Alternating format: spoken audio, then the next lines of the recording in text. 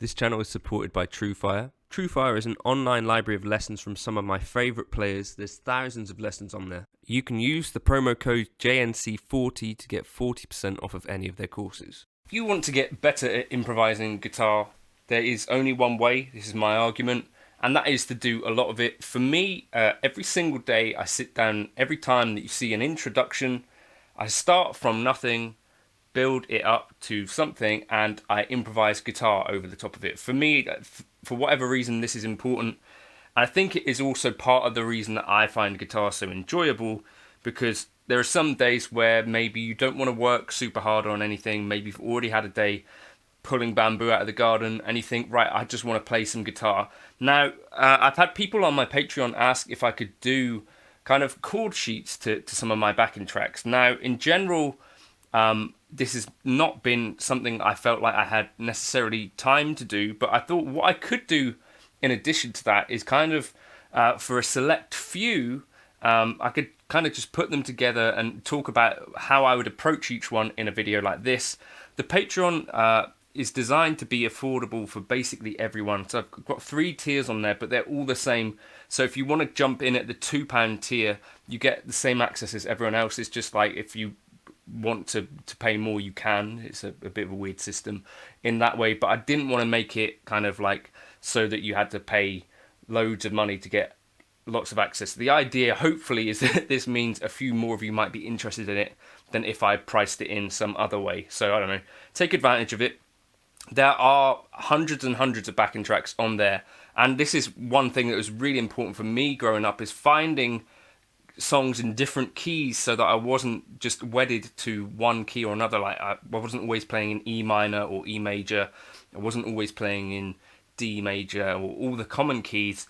I would actually find things written in lots of different keys. It was some really good advice I had early on. Now, yes, Patreon, £2 a month if you're interested in that, and I'll put up on there the actual kind of exactly what I was playing for the introduction parts to flesh out the tune itself, and so you get the chord sheet in that way with the actual kind of parts as well. So yes, this first one that I did, this is something I quite like to do, is if I'm learning a song that I like the sound of, I will take the chord progression from it and create it into something in and of itself. So this first one, I had a gig coming up where I was going to be playing a Sam Fender tune going under. He plays it with a capo, not like that, and so the song is in D flat, which is going to be a bit of a trickier key for some of you guys, but the progression will basically go chord 5,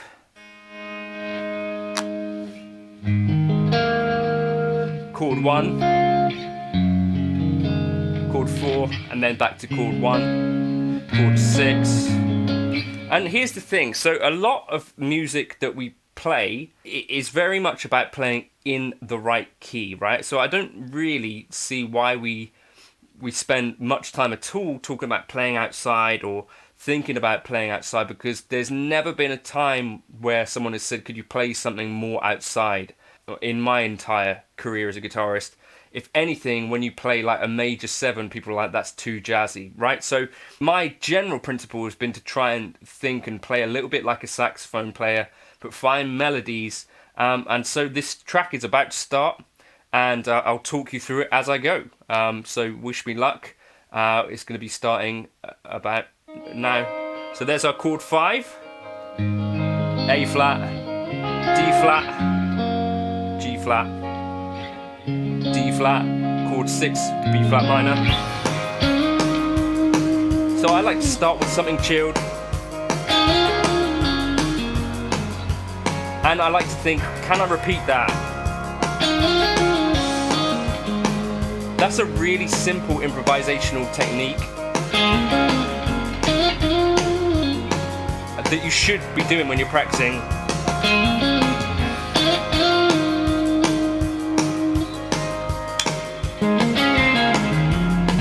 Can you repeat a phrase you just played?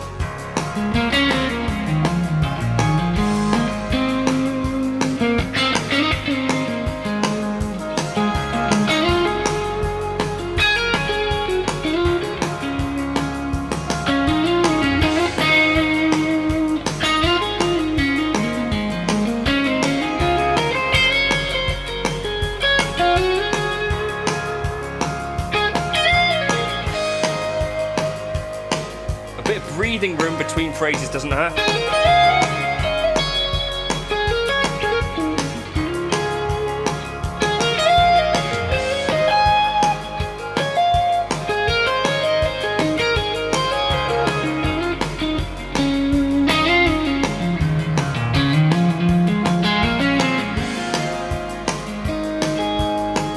And for this stuff, I'm not really thinking about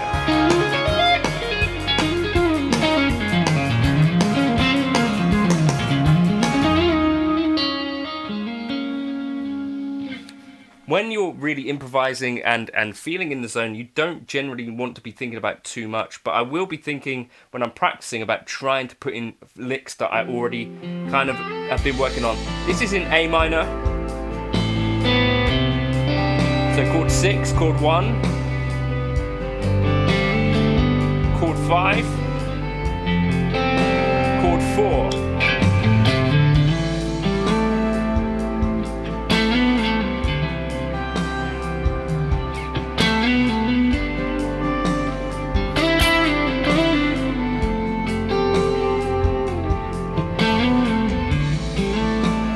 Now I'll try and repeat that.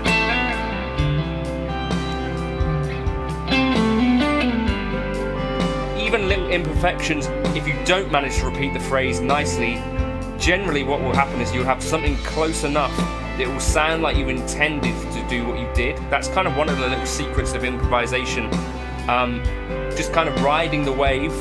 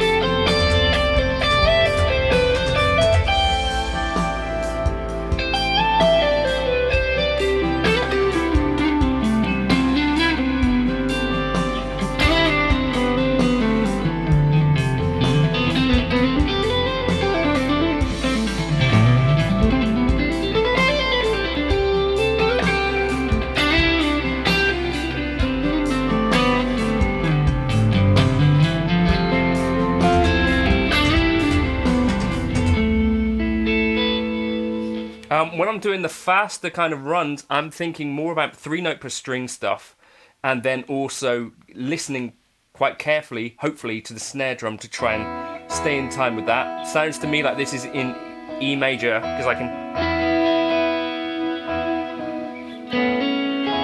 One of my favourite keys to play in. Let's talk about what we should focus on. The 5th of the key, so in E major, I'm hitting the B most of the time. This is a really safe note. It sounds quite good over all of them, over all the chords. It's the 7th of the C sharp minor. It's the 9th of the A. So that could be like a nice target kind of home.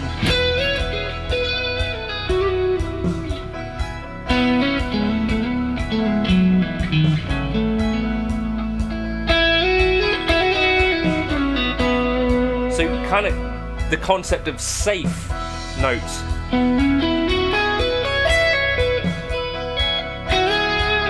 Alongside like your pentatonic scale, what about like target notes that are safe? Another one is like the 7th. So in E, I'm hitting a D sharp.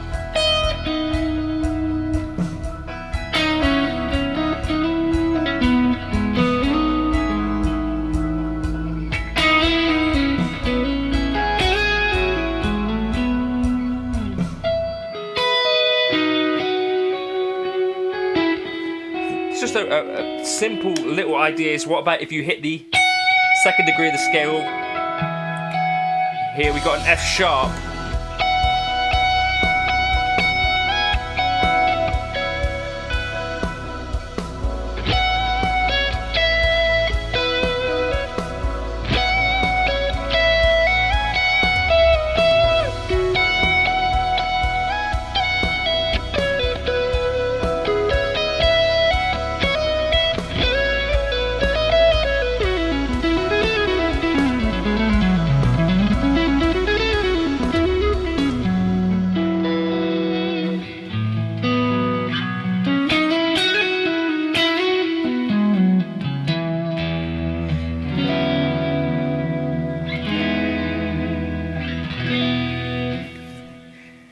So here, as I said, it's for me, playing guitar, improvisation, especially over this sort of backing track, which to me, these backing tracks are designed to sound like kind of pop music rather than just pop or rock or music that you kind of hear. So a lot of it is inspired, as I say, by Sam Fender, the 1975, people like that, or Camino the band, stuff that you might have heard. But the focus for me is not about, hearing every chord change as it goes and trying to land on chord tones. And I've noticed that this is a thing with a sax player. Whatever chord you're playing, like,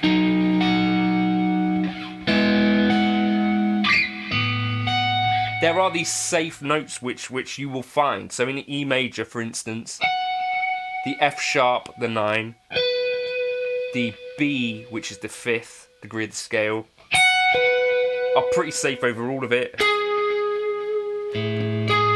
Even the 3rd of the scale kind of works over everything. There's one note that is going to stand out as being particularly troublesome.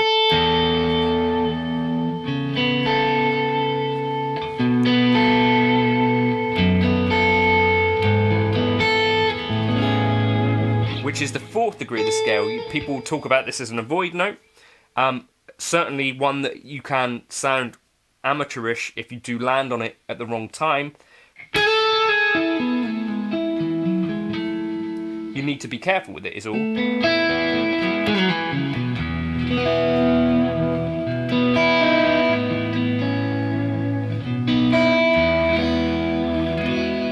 But as I say, the one thing that really helps me improve at improvisation is just to do a lot of it. And you've seen me do it now for 4 years, every single day. Well, probably not you if you're watching this, but someone who had watched all of the stuff that I make might have got that sense. But so a lot of time spent on it, I think, is the key.